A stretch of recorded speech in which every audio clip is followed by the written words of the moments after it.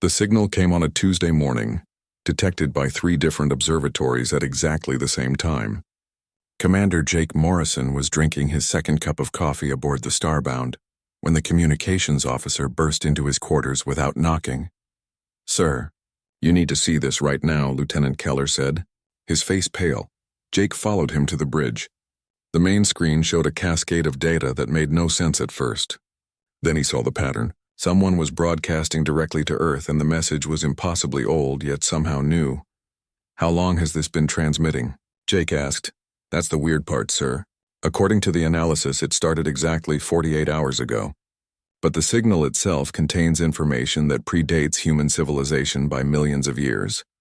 The message was simple once the computers decoded it. Humanity had been chosen. One representative would be invited to attend the Council of Ascended Beings, an assembly that happened once every 1,000 years. The location was provided, along with a date just 3 weeks away. Within hours, every government on Earth was in emergency session. The United Nations called a special meeting. Scientists, military leaders, and diplomats argued about what it meant. Some thought it was a first contact scenario. Others worried it might be a trap. A few optimistic souls hoped it was an invitation to join a galactic community. The debate about who should go lasted 12 days. They needed someone smart, brave, and able to think quickly under pressure. Someone who could represent all of humanity in a room full of beings that might be millions of years more advanced. They chose Lieutenant Amy. Carson. Amy was in her quarters on the orbital station, Galileo, when she got the call. She had been reading reports about unusual deep space phenomena, trying to understand what the strange signal might mean. Her door chimed, and Admiral Stevens entered with 2 other officials she recognized from news broadcasts. "Lieutenant Carson, we need to talk," the Admiral said. 20 minutes later, Amy sat in stunned silence. They wanted her to go. Out of 8 billion people, they had chosen her. "Why me?" she asked finally. "Because you think before you act," Admiral Stevens replied. "Because you scored higher on the diplomatic scenarios than anyone in the program. Because when your ship was damaged last year, you kept your crew alive for 6 days with nothing but spare parts and creativity. And because, frankly, you're the only person all the major governments could agree on." Amy looked at the file they had given her. It contained everything humanity knew about the Council, which was almost nothing. Ancient radio signals mentioned it. A few alien artifacts discovered on Mars had symbols that matched the message. The Council was supposedly made up of the oldest and most powerful civilizations in the galaxy. "What if I fail?" Amy asked. "Then you fail representing the best of humanity," the Admiral said. "But I don't think you will."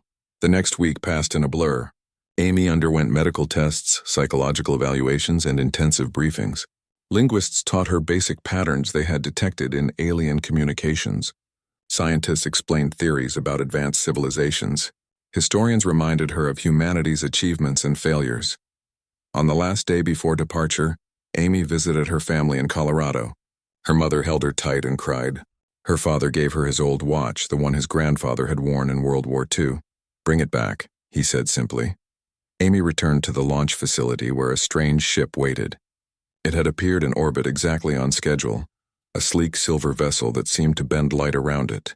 Humanity's best engineers had studied it from a distance but could not understand how it worked. She boarded alone, carrying only a small bag with personal items and a data device containing information about Earth.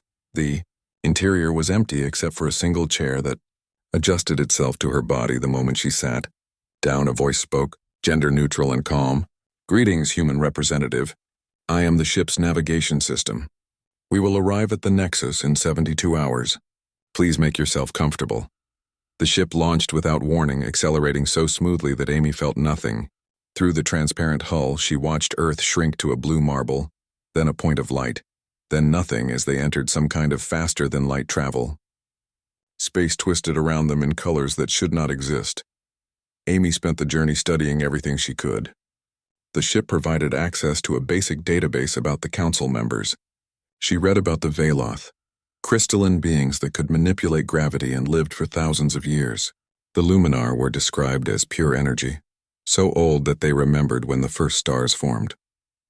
The Kresiks were a hive mind spread across 1,000 planets, thinking as one vast consciousness. Humans seemed impossibly primitive by comparison. Humanity had barely left their own solar system. Their oldest civilizations were mere thousands of years old. They still fought wars over resources and beliefs. Why did they invite us? Amy asked the ship one evening. That information is not available to me, the ship replied. However, I can tell you that in the Council's 30-million-year history, only 5 species have been invited before reaching interstellar capability. Humanity is the 6th. That made Amy more nervous, not less. Being special could be good or very, very bad. On the 3rd day, the ship announced their arrival. The twisted colors of faster-than-light space faded, replaced by normal stars. And there, hanging in space like an impossible dream, was the Nexus. It was enormous, larger than Earth's moon, made of materials that seemed to shift between solid and transparent. Structures spiraled around it in patterns that hurt to look at too long. Energy fields connected different sections, creating a web of light across the darkness. Dozens of ships orbited it, each one unique. Some looked like they were grown rather than built.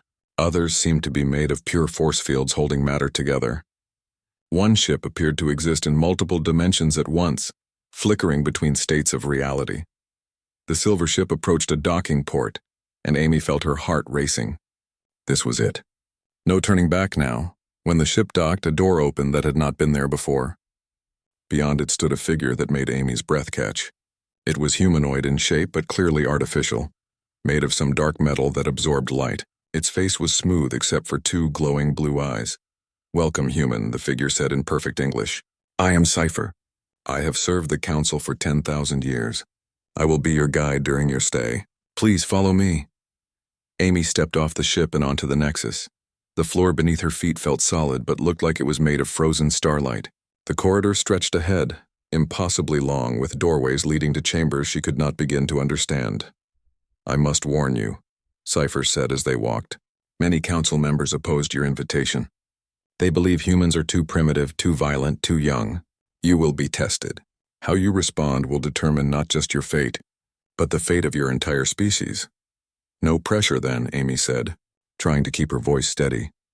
Cypher's eyes flickered and Amy realized it might be laughing. "I like you already, human. That will help.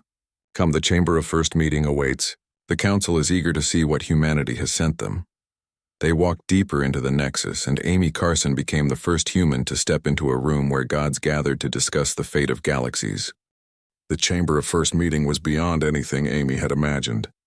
The room was circular and vast, with seating arranged in tiers that rose toward a domed ceiling showing real stars. Not a projection, but actual space somehow contained within the chamber. The air itself felt different here, charged with energy that made her skin tingle.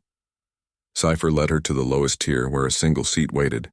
Around and above her sat representatives of 47 different civilizations. Amy tried not to stare, but it was impossible. Some looked almost human. Others were so alien she could not determine where their bodies ended and their technology began. "The lowest tier is for newcomers and observers," Cypher whispered. "You may speak only when addressed directly. Nod if you understand." Amy nodded. Her mouth was dry. A being appeared at the center of the chamber, floating above the floor. It had no physical form that Amy could see, just a vague shimmer in the air and a presence that pressed against her mind like a weight. "I am High Arbiter Zelkoth," a voice said, though Amy heard it inside her head rather than through her ears. "This session of the Council of Ascended Beings is now convened. We have much to discuss, but first we must address the presence of the human."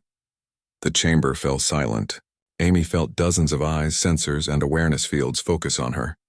A creature made entirely of crystal rose from a middle tier. Light refracted through its body in rainbow patterns. When it spoke, its voice sounded like wind chimes. "I am Crystal Lord Venmore of the Veloth Collective. I must voice my objection once more. The humans are too young. They have existed as a spacefaring species for less than a century. They wage wars among themselves. They poison their own planet. Why are we wasting the Council's time with such a primitive race?" Another being stood, this one a pillar of golden light that pulsed with each word. "I am Bright Herald Senna of the Luminar. We have debated this already, Venmore." The human was invited. "Let us at least hear what they have to say before we judge." "Very well," Venmore said, though his tone suggested he disagreed.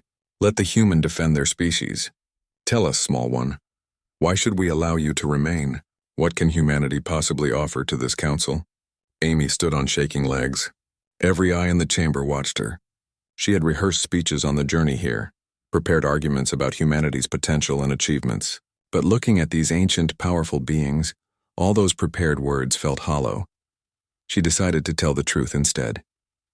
"You're right," Amy said, her voice small in the vast chamber but clear.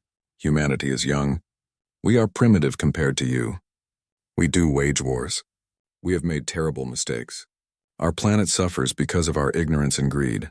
She paused, seeing surprise ripple through the chamber. They had not expected agreement. "But we're learning," she continued. "Every generation we grow. We discover mistakes our ancestors made and try to fix them. We reach for the stars even when we barely understand fire. We dream of peace even when we know war. We are young, yes, but we are trying." "Trying is not enough," Venmore said. "The galaxy has seen 1,000 species that tried and failed. What makes humans different?" Amy thought about everything she had learned preparing for this journey.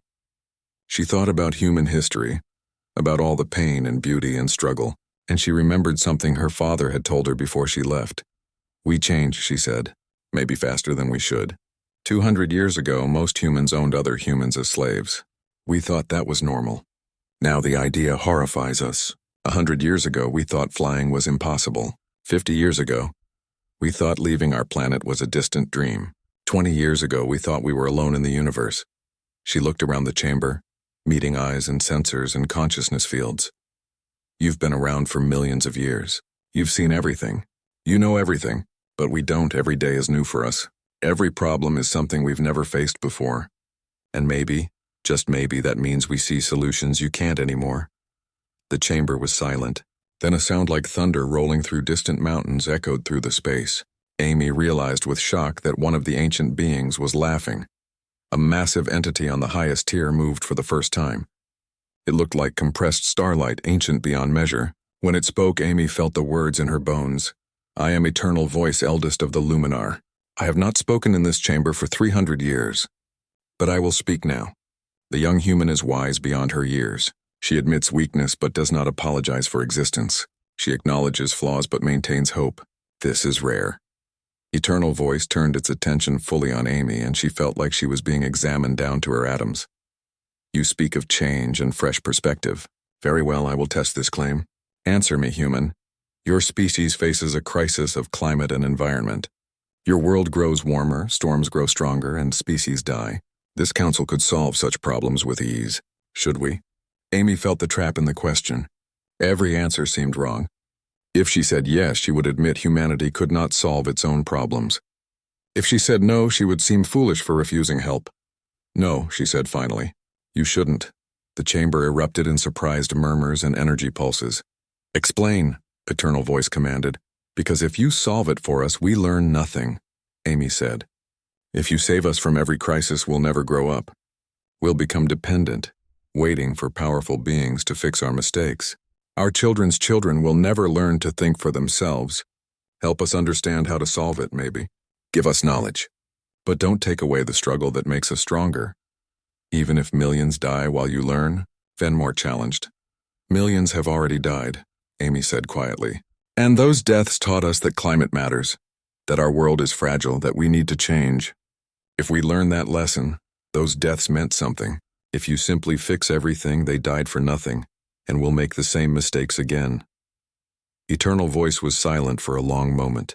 Then, acceptable answer. "You understand that growth requires pain. That is wisdom." The High Arbiter spoke again.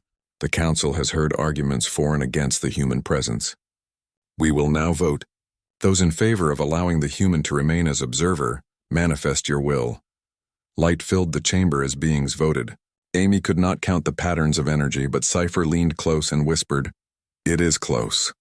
Very close, the light faded. The High Arbiter announced, "By a margin of 25 to 22, the human may remain. Lieutenant Amy Carson of Earth, you are granted observer status for the duration of this gathering. You may not vote on council matters, but you may listen and learn. Use this opportunity wisely." Amy let out a breath she had not realized she was holding. She had passed the first test, but as she sat back down, Cypher whispered another warning. "Do not celebrate yet. The vote to allow you here was easy compared to what comes next. The Council has real work to do. Decisions that affect billions of lives. and some members will be watching for any excuse to revoke your observer status. The session continued, moving to other matters.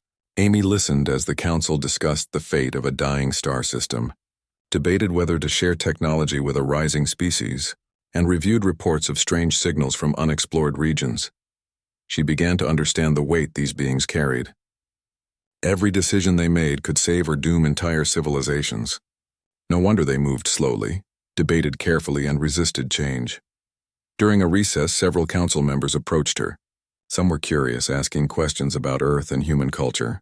Others were cold, making it clear they still opposed her presence. Venmore approached last. The crystal being studied her with eyes that refracted light into strange patterns. "You spoke well, human. Better than I expected. But words are easy. The true test will come when you must act, not speak. I wonder if your species will be as impressive then." He walked away before Amy could respond. She watched him go, wondering if that was a threat or a warning. Cypher appeared at her side. "The first day is complete. You survived. That is more than many expected. Come, I will show you to your quarters. Rest while you can. Tomorrow the real council work begins." Amy followed him through corridors that twisted in impossible ways, trying to process everything that had happened. She had made it through the first test. She had earned humanity's place at the table, even if it was just to observe. But Venmore's words echoed in her mind. Words were easy, actions were harder, and somehow Amy knew that before this gathering ended, she would have to do more than speak. She would have to prove that humanity deserved to be here. Amy's quarters were simple but beautiful, a room with walls that could display any scene she wished. She set them to show Earth her home and tried to sleep. But her mind kept replaying the day's events, analyzing every word she had spoken, every reaction she had seen. On the second day, Cypher arrived early to escort her to the morning session. As they walked, Amy asked the question that had been bothering her all night. "Cypher, why did the council really invite humanity? We're nothing compared to these civilizations. What do they want from us?" The ancient android was silent for several steps. Then, "That is the question, is it not? In my 10,000 years of service, I have seen patterns. The council invites young species for 3 reasons. First, to assess potential threats. Second, to identify possible allies. Third, to remind themselves of what they once were." "Which one am I?" Amy asked. "Perhaps all 3, Cypher replied. The morning session focused on a dispute between 2 member civilizations over resource rights in a nebula. Amy listened as both sides presented arguments that spanned centuries of history, legal precedents from before Earth existed, and philosophical positions about the nature of ownership itself. The debate was fascinating but also frustrating. These beings could travel between stars, manipulate reality, and lived for thousands of years. Yet they argued about nebula mining rights like neighbors fighting over a fence line. During a break, a being approached Amy that she had not seen speak before. It looked like flowing water held in a vaguely humanoid shape, constantly moving and reforming. "I am current keeper Vess of the Tide Shaper Collective," it said in a voice like waves on shore. "I wish to understand something about humans. You spoke yesterday of change and growth, but change can be dangerous. How do you prevent change from destroying you?" Amy thought about the question carefully. "We don't always prevent it. Sometimes change does destroy parts of us. Old ways of thinking die. Old systems break down. But something new grows in their place. Like a forest after a fire." "But fire destroys," Vess said. "Fire also clears away the dead wood," Amy replied. "It makes room for new growth. The forest that comes back is often healthier than the one that burned." Vess rippled thoughtfully. "Interesting. We Tide Shapers value stability above all. Perhaps that is why we have not changed significantly in 2 million years. I wonder if that is strength or weakness." The being flowed away, leaving Amy with more questions than answers. The afternoon session was different. The High Arbiter announced a special presentation about the history of the council itself. A holographic display filled the center of the chamber, showing images from millions of years ago. Amy watched as the story unfolded. Long ago, before the council existed, the galaxy had been ruled by chaos. Advanced civilizations fought each other with weapons that could destroy solar systems. Entire regions of space became uninhabitable. Species went extinct by the thousands. The war that changed everything was called the God Wars. The most powerful civilizations fought for dominance, and their battle nearly destroyed the galaxy itself. When it finally ended, not through victory but through mutual exhaustion, the survivors realized they needed something different. They created the Nexus and the Council, a place where disputes could be settled with words instead of weapons, a system where the oldest and wisest could guide the younger races, a way to prevent the horrors of the God Wars from ever happening again. "This is our foundation," the High Arbiter said. "This is why we debate rather than fight, why we move slowly rather than rush. The Council exists to preserve peace even when that peace is frustrating." Amy understood then why these beings seemed so cautious. They had seen what happened when power was used without wisdom. They had fought wars that killed trillions. The slowness and careful debate were not weaknesses but hard-won lessons written in the ashes of dead worlds. After the session ended, Venmore approached Amy again. The crystal being seemed less hostile than before, merely curious. "Walk with me, human. I wish to show you something." Amy glanced at Cypher, who nodded. She followed Venmore through corridors that led to an observation deck overlooking space. The view was breathtaking, with nebulas and stars spread across the darkness like diamonds on velvet. "I was young once," Venmore said, "only 30,000 years ago. I remember thinking the Council was too slow, too careful. I wanted them to act, to use their power to fix everything wrong in the galaxy." "What changed your mind?" Amy asked. "I saw what happened when we did act quickly," Venmore said. 6,000 years ago, the Council decided to help a struggling civilization. We gave them technology, resources, guidance. Within 200 years, they had conquered their neighbors and started a war that killed billions. We had to intervene again to stop what we had started. The crystal being turned to face Amy directly. "That is when I learned that good intentions and power are not enough. Wisdom requires knowing when to act and when to wait. I fear your species has great intentions but little wisdom." "Maybe," Amy admitted. "But how do you gain wisdom without making mistakes? If you never act, you never learn." "A fair point," Venmore said, "which is why I proposed something yesterday that may interest you. I challenged the Council to test you more directly. Not with words, but with action." Amy felt her stomach tighten. "What kind of test?" "A game we play among Council members. It is called Infinite Paths. It is a simulation of decision-making on a galactic scale. Every choice creates consequences that ripple outward. The goal is not to win, but to create the best outcome for all involved." "When?" Amy asked. "Tomorrow. If you accept the challenge. You do not have to. But if you refuse, many Council members will see it as proof that humans fear difficult choices." Amy knew a trap when she saw one. Accept, and she might fail publicly, proving the doubters right. Refuse, and she would seem weak. Either way, she was being tested. "I accept," she said. Venmore's crystalline form seemed to brighten. "Good, I hoped you would. Meet me in the gaming chamber at dawn. And human, understand this, I will not make it easy for you. If humanity is to sit among us, you must prove you belong." That evening, Amy studied everything she could find about Infinite Paths. Cypher helped, explaining the basic rules and showing her records of past games. The scenarios were incredibly complex, involving multiple civilizations, limited resources, and competing interests. "The key," Cypher explained, "is understanding that there is no perfect solution. Every choice helps someone and harms someone else. The best players find balance, minimize harm, and build trust across different factions." "Have you ever played?" Amy asked once, many years ago. "I lost badly. I thought too much like a machine, optimizing for efficiency rather than considering the emotional and cultural needs of the civilizations involved." Amy spent hours reviewing strategies. But the more she learned, the more overwhelmed she felt. These beings had thousands of years of experience. They understood galactic politics in ways she never could. How was she supposed to compete? Finally exhausted, she set the data aside and just sat, looking at the image of Earth on her wall. She thought about home, about her family, about all the humans counting on her. She thought about what made humanity different, and then she understood. She was not supposed to play like them. She could not match their experience or knowledge, but she could play like a human, adaptable, creative, willing to take risks they would not consider.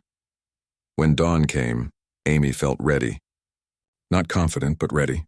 Cypher escorted her to the gaming chamber, a smaller room with a circular table in the center.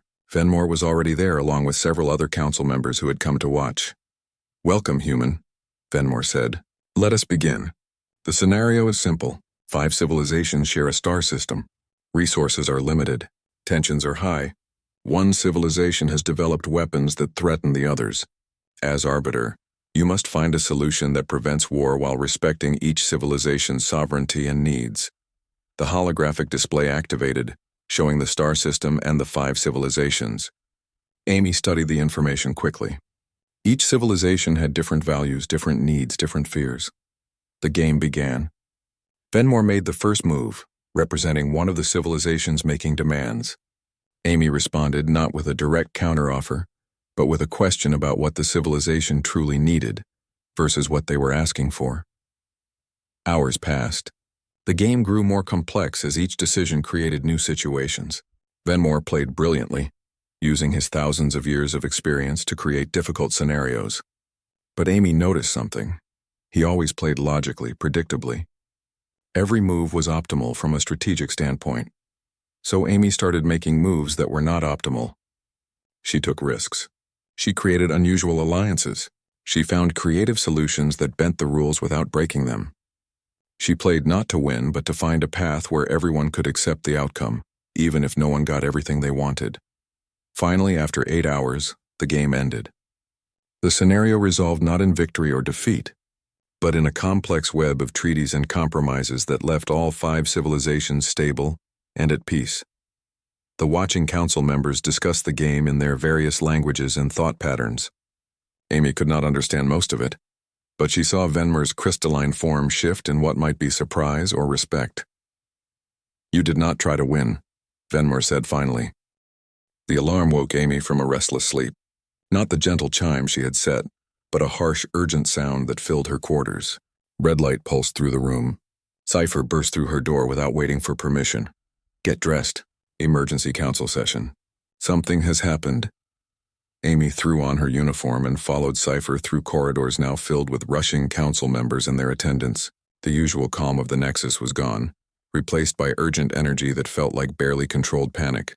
"What's going on?" Amy asked as they ran. "A rift in space-time, near the galactic core. It appeared an hour ago and it's growing. If it continues to expand at the current rate, it will swallow 3 inhabited star systems within a week." They reached the chamber of first meeting to find it already full. Every council member was present, many of them looking shaken. Amy had not realized beings this ancient and powerful could look frightened. That scared her more than anything else. The High Arbiter appeared at the center, its presence more solid and urgent than before. "The situation is dire. Sensors detected a massive energy surge near the galactic core at dawn. A tier in reality itself has formed, expanding at an exponential rate. Early analysis suggests the energy signature matches records from the God Wars." A collective sound rippled through the chamber, something between gasp and groan. Amy remembered the history lesson about those ancient wars. The weapons used had nearly destroyed the galaxy. "Someone has activated forbidden technology," a voice boomed. It came from a massive being Amy had not heard speak before, something that looked like compressed darkness held in a vaguely reptilian shape. "The Vorthak delegation demands immediate action. Seal the rift now regardless of cost, and doom the 3 nearby civilizations?" Vest the Tideshaper protested. "The energy required to seal a rift of that size would sterilize all nearby systems. Millions of lives lost. Better millions than billions," the Vorthak representative argued. "If the rift reaches critical mass, it could tear the entire galactic core apart." The council erupted into argument. Some wanted immediate action. Others demanded more study. A few suggested evacuating the threatened systems first. But every solution had terrible costs, and the ancient beings could not agree. Amy listened for an hour as they debated. The arguments went in circles, each faction presenting valid points but unable to find common ground. These wise, powerful beings were paralyzed by their own knowledge. They had seen so many disasters, knew so many ways things could go wrong that they could not choose a path forward. Finally, frustrated beyond her ability to stay quiet, Amy stood. She knew she was breaking protocol. Observers did not speak unless addressed, but people were dying while gods debated. "May I say something?" she asked. The chamber fell silent. All eyes turned to her. The High Arbiter's presence focused on Amy like a spotlight. "You have no authority here, human," the Vorthak representative growled. "I know," Amy said, But I have a question. While you're debating the perfect solution, how many people have died? That is not relevant, the Vorthak began, but Eternal Voice cut him off. Let the young one speak. Sometimes fresh eyes see what experience has made blind. Amy took a breath. You're trying to find a perfect solution, one that saves everyone and solves everything. But there isn't one, is there? Every choice you make will result in deaths. So you keep debating, hoping to find something better. But while you wait, the rift grows and more people are at risk. What would you have us do? Venmore asked. Act rashly and potentially make things worse? I would have you buy time, Amy said. Stop trying to solve everything at once. Send a small team to investigate the rift, to gather real-time data instead of guessing from here. Meanwhile, prepare both evacuation plans and containment plans. Be ready to act based on what the investigation discovers. A small team would be a grave risk, Vess pointed out. Yes, Amy agreed, but a small team can move fast. While you prepare large-scale responses, they could find information that makes your decision clearer. Maybe they discover the rift can be sealed safely. Maybe they find it's worse than you thought and evacuation is the only option. But right now you're making choices based on incomplete information. The High Arbiter was silent for a long moment. The human makes a valid point. A reconnaissance team could provide crucial data, while we prepare multiple contingencies. But who would lead such a mission? The rift's energy signature is dangerous. Approaching it risks death. Before Amy could stop herself, she spoke. I'll go. The chamber exploded in reaction. Council members shouted. Energy fields flared. Consciousness waves of disbelief rippled through the space. Absolutely not, Venmore said. You are an observer, not a field operative. You lack the experience, the training, the technology needed for such a mission. She also lacks fear born from knowing all the ways it could fail, Eternal Voice said thoughtfully. The young see possibility where the old see only danger. Perhaps that is what this mission needs. This is insane, the Vorthak representative roared. We are considering allowing a primitive human to lead a critical mission? I'm not asking to lead alone, Amy said quickly. Give me a team. Young representatives from different species. Ones who can move fast and think creatively. Give us the tools we need and a fast ship. We'll get you the information to make the right choice. The debate raged for another hour. But finally, surprisingly, the council agreed. Amy would lead a small reconnaissance team to the rift. She would have 6 volunteers, all from younger species who had joined the council within the last few thousand years. Cypher approached her after the session. Are you certain about this? The council was not exaggerating the danger. That energy signature is unlike anything seen in millions of years. I'm not certain about anything, Amy admitted. But talking wasn't helping. Someone needs to act. Within hours her team assembled. There was Kyle, a young Veloth who had been eager to prove himself. Lynn, a tideshaper who wanted to see beyond their isolationist culture. Zorn, a small flying creature from a species called the Skyweavers. 3 others, each bringing unique abilities and perspectives. The council provided them with the fastest ship available, equipped with sensors and shields designed to withstand extreme conditions. Cypher insisted on joining as technical advisor and pilot. As they prepared to depart, Venmore approached Amy one final time. Human, if you fail, the council will use that failure as evidence that young species cannot be trusted with responsibility. Your mistake will harm not just humanity but all the younger races. I know, Amy said, but if I don't try we might all die anyway. Sometimes the risk of action is better than the certainty of waiting too long. The ship launched, accelerating away from the Nexus toward the galactic core. Through the viewports, Amy could see the rift in the distance, a tear in space that glowed with sickly purple light. It looked like a wound in reality itself. Approaching the rift, Cypher announced. Energy readings are off the scale. This technology should not exist. The God Wars treaties banned its development.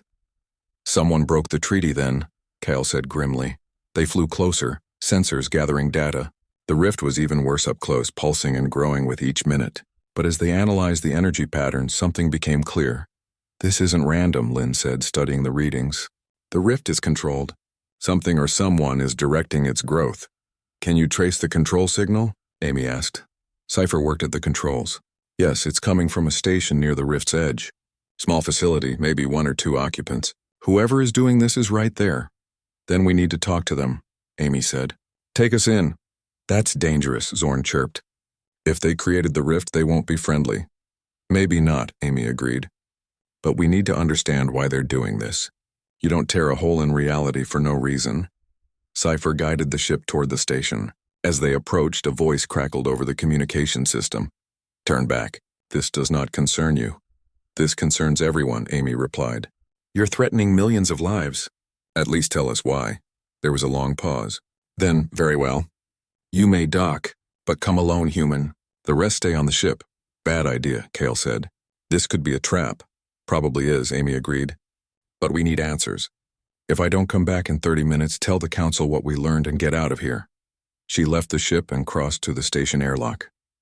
Her heart pounded as she entered, not knowing what she would find. Inside stood a being she recognized from the council database, Kalseth, a Vorthak representative, one of the ancient species that had survived the God Wars. He was massive, powerful, and radiating energy that made Amy's skin prickle. Why did you come, human? He asked, his voice tired and old. To ask why you're doing this, Amy said. What could be worth destroying civilizations? Kalseth turned to look at the rift through the station windows. Do you know how old I am? I was alive during the God Wars. I watched the galaxy nearly die. And do you know what we learned from that horror? That power needs wisdom? Amy guessed. That we learn to fear ourselves, Kalseth said bitterly. The council was created to prevent another war. But in doing so, we became paralyzed. We debate endlessly. We act slowly. We watch young civilizations struggle and die because we are too afraid to intervene, too terrified of making mistakes. Amy stood in the station, facing Kalseth across a room filled with ancient technology. The rift pulsed outside the windows, a wound in space that grew larger with each passing moment. She could feel time running out, but she kept her voice steady. You've lived millions of years, Amy said. You've seen civilizations rise and fall, but that means you've forgotten what it feels like to hope for tomorrow, to believe things can get better. Humans remember because we're young enough that hope still feels real. Kalseth turned away from the rift to face her fully. His massive form seemed to sag with exhaustion. Hope is a luxury for the young. When you have seen as much death as I have, hope becomes a cruel joke. Or maybe hope is the only thing that matters, Amy replied. Maybe that's why the council invited humanity.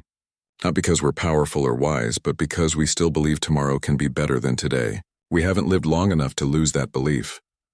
And what would you do with that hope, small human? How would you change a council that has not changed in millions of years?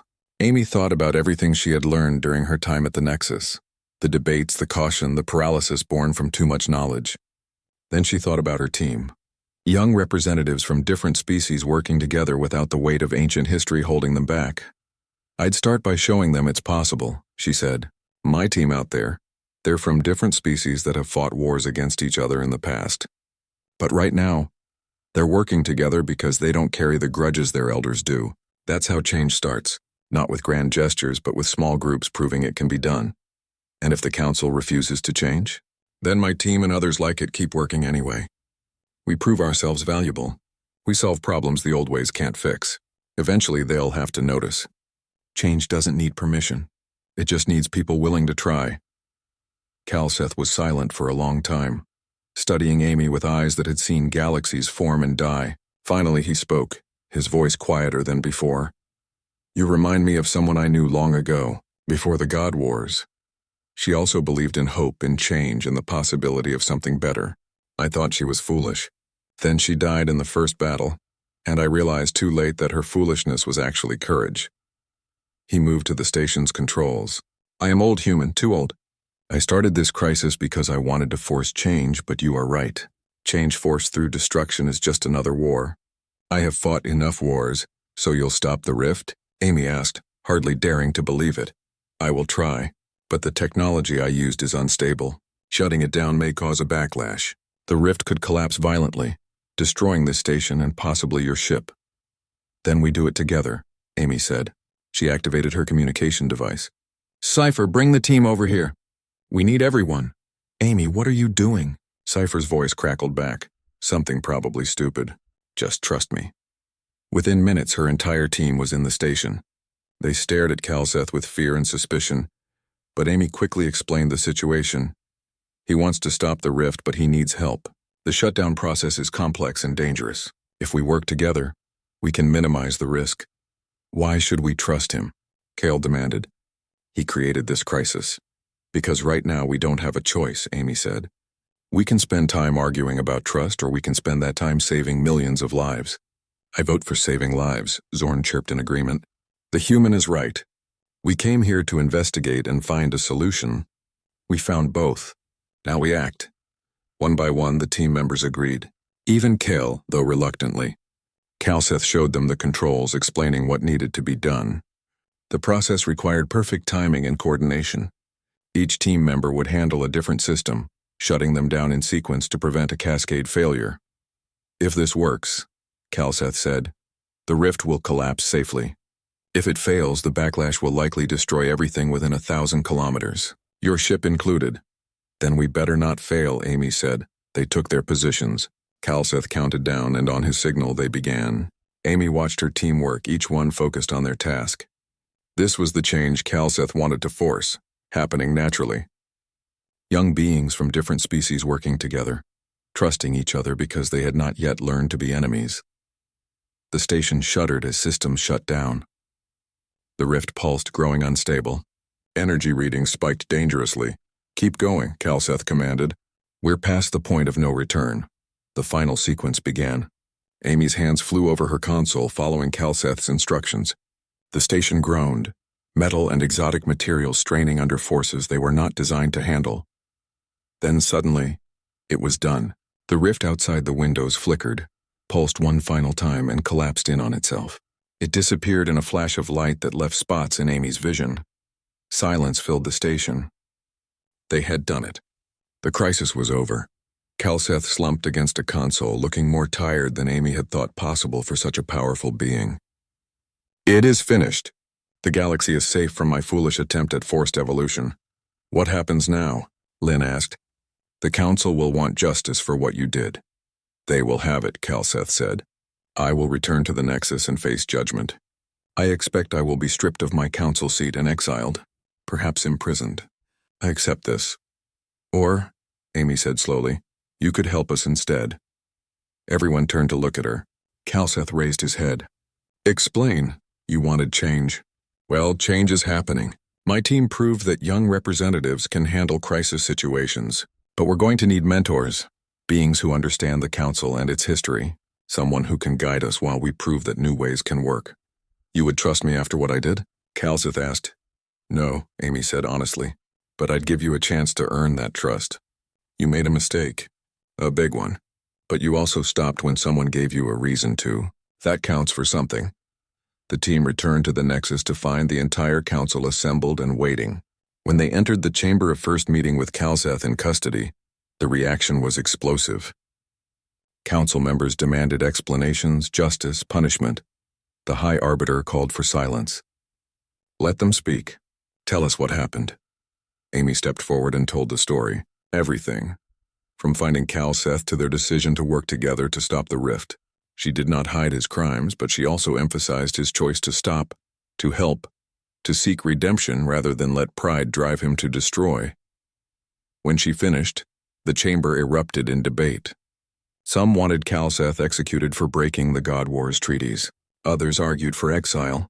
A few, surprisingly, supported Amy's suggestion of supervised redemption. Eternal Voice spoke, its ancient consciousness filling the chamber. The young human has shown us something important. She faced a crisis and found a solution that neither punished nor rewarded, but instead offered growth.